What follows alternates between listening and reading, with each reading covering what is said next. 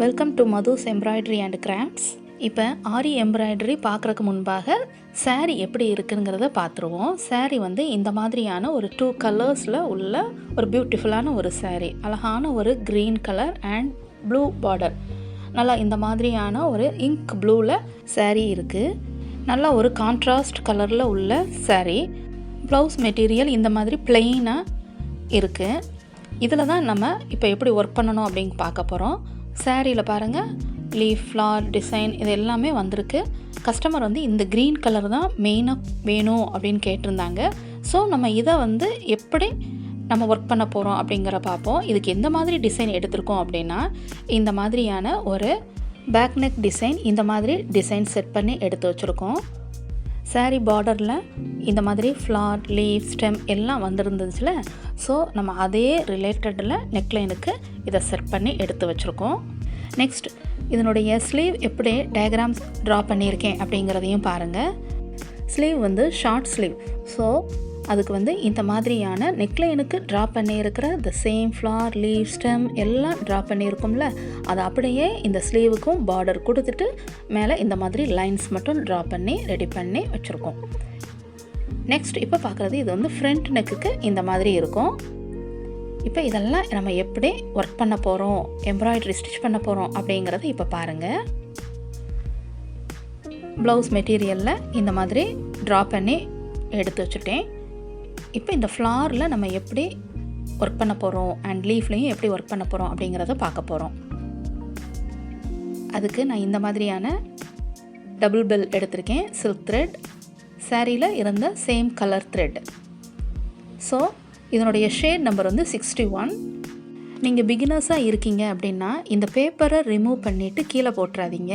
இந்த ஷேட் நம்பர்ஸை வச்சு நம்ம நெக்ஸ்ட் டைம் நம்ம சொல்லி வாங்கிக்கிடலாம். ஸோ இந்த பேப்பரை நம்ம எப்படி பத்திரமா வச்சுருக்கணும் அப்படிங்கிறத பாருங்கள். இந்த பேப்பரை ரிமூவ் பண்ணிவிட்டு அந்த இன்னரில் அந்த த்ரெட்டோடைய ஹோல்ஸ் இருக்குது பாருங்கள், அதில் இந்த பேப்பரை இப்படி ஃபோல்டு பண்ணி நீங்கள் உள்ளே இன்சர்ட் பண்ணி வச்சுருங்க. அப்போனா இது மிஸ் ஆகாமல் இருக்கும்.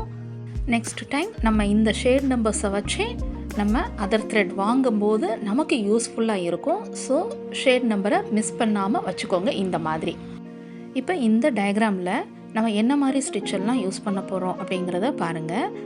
ஃப்ளாரில் சென்டரில் இருக்கிற சர்க்கிளில் செயின் ஸ்டிச் இந்த மாதிரி ஸ்டிச் பண்ணிவிட்டு இந்த ஃப்ளாரோடைய பெட்டலில் ஒரு லாங்காக ஒரு செயின் ஸ்டிச் பண்ணிவிட்டு ஒரு ஸ்மால் செயின் ஸ்டிச் பண்ணிவிட்டு செகண்ட் ஸ்டிச் வந்து அந்த ஃபஸ்ட்டு ஸ்டிச்சோட ஒரு ஹாஃபாக மட்டும் ஸ்டிச் பண்ணிக்கிடணும். தென் ஒரு ஸ்மால் செயின் ஸ்டிச் பண்ணிவிட்டு அதர் சைட் திரும்ப என்ன செஞ்சுக்கணும், ஆப்போசிட்டில் நம்ம ஒரு long chain stitch and small chain stitch.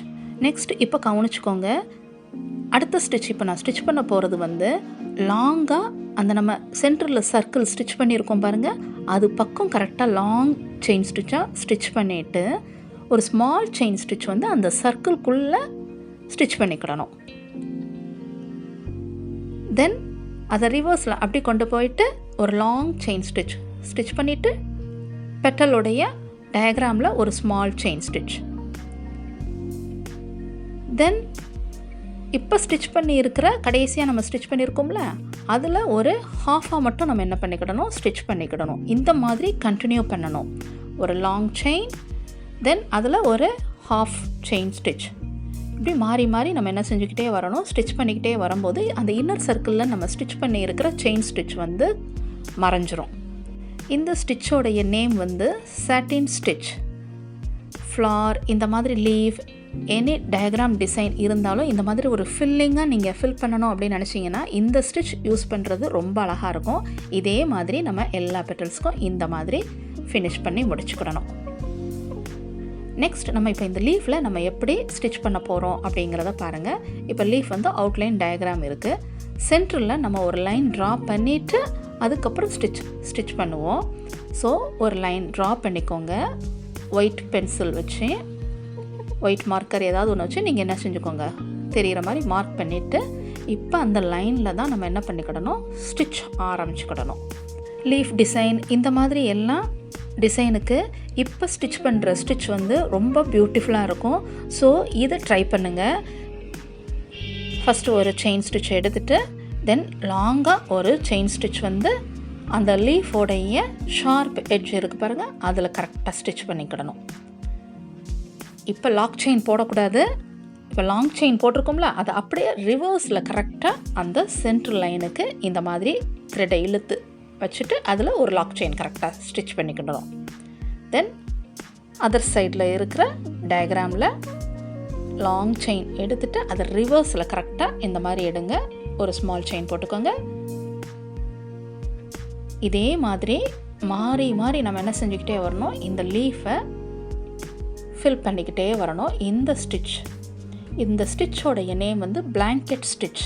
இந்த பிளாங்கெட் ஸ்டிச் வந்து இந்த மாதிரி லீஃப், ஒரு ஃப்ளாரோடைய பெட்டல் இந்த மாதிரி லீஃப் ஷேப்பில் இருக்குது அப்படின்னா இந்த ஸ்டிச்சை வச்சு நம்ம ஸ்டிச் பண்ணிக்கலாம். சாட்டின் ஸ்டிச்சும் யூஸ் பண்ணிக்கிடலாம். ஆனால் நான் இப்போ ஸ்டிச் பண்ணியிருக்கிறது பிளாங்கெட் ஸ்டிச் யூஸ் பண்ணியிருக்கேன். க்ளோஸ் வியூலையும் நான் ஃபைனலாக முடிச்ச உடனே இதை காட்டுறேன்.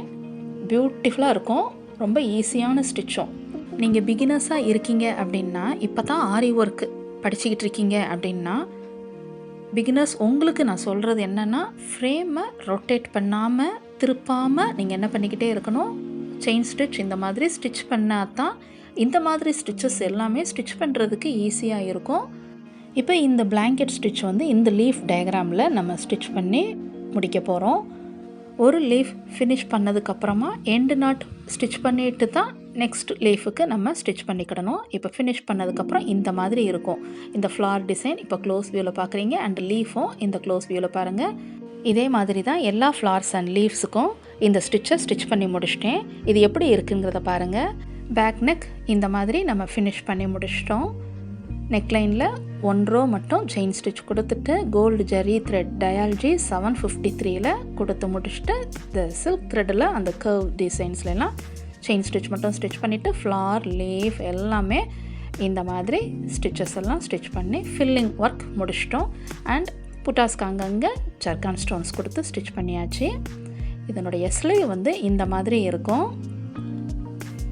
ஃபஸ்ட்டு டயக்ராமில் உங்களுக்கு ஸ்லீவ் எப்படி இருக்கும் அப்படிங்கிறதெல்லாம் காட்டினேன்ல, த சேம் லைன்ஸ் எல்லா இதுக்குமே bead work, cut beads and sugar beads எல்லாமே கொடுத்துருக்கோம்.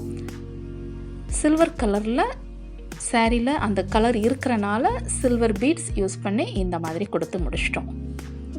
ஸோ பியூட்டிஃபுல்லாக இருக்குல்ல. இந்த வீடியோ உங்களுக்கு யூஸ்ஃபுல்லாக இருந்திருக்கும். இது வரைக்கும் மதுஸ் எம்ப்ராய்டரி அண்ட் கிராஃப்ட்ஸுக்கு சப்ஸ்கிரைப் பண்ணாதவங்க சப்ஸ்கிரைப் பண்ணிக்கோங்க. பக்கத்தில் இருக்கிற பெல் ஐக்கானையும் கிளிக் பண்ணிக்கோங்க. அதில் ஆல் அப்படிங்கிற ஆப்ஷனையும் கிளிக் பண்ணிக்கோங்க. அப்போ தான் நான் போடுற ஒவ்வொரு புது வீடியோஸுக்கும் உங்களுக்கு நோட்டிஃபிகேஷன்ஸ் காட்டும். நீங்களும் இதே மாதிரி ட்ரை பண்ணி பாருங்கள். தேங்க்ஸ் ஃபார் வாட்சிங்.